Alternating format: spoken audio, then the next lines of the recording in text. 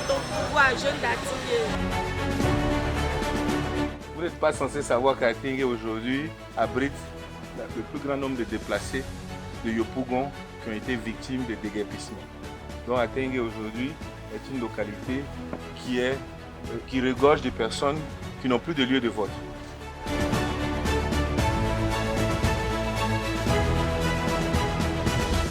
Donc nous nous inscrivons dans la droite ligne du président du parti, c'est-à-dire galvaniser, motiver, aller chercher des gens dans leur domicile, dans leur lieu de travail pour se faire inscrire.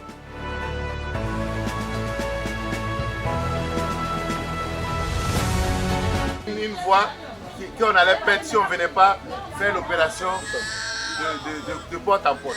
Voilà. Donc elle a tous ses papiers, mais elle ne peut pas se déplacer, donc on va venir la chercher tout à l'heure pour pouvoir aller se faire en route.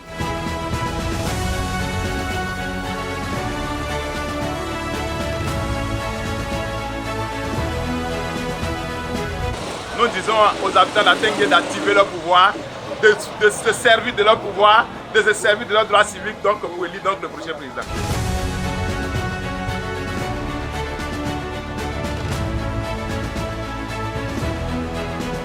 Quand on fait le porte-à-porte pour sensibiliser et aussi encourager tous ceux qui ne sont pas encore sur la liste électorale.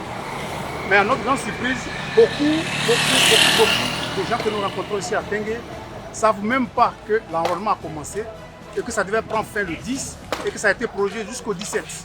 Donc aujourd'hui, notre mission, la mission du PDCI aujourd'hui, c'est de faire le porte-à-porte et appeler les primo-votants de venir se faire enregistrer et d'aller voter en 2025.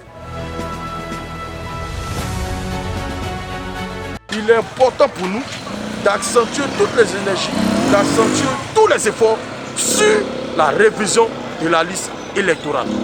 C'est l'élément le plus important et le plus fondamental.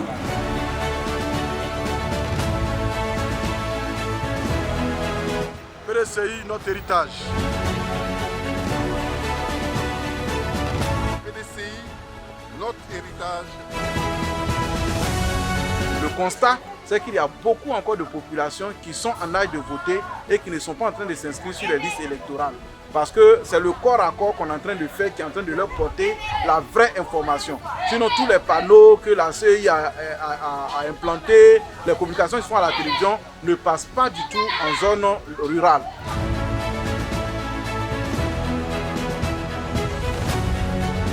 On a constaté une chose, c'est que la population n'avait pas l'information nécessaire qu'il fallait avoir. Et depuis ce matin, nous faisons du porte-à-porte et nous passons ce message.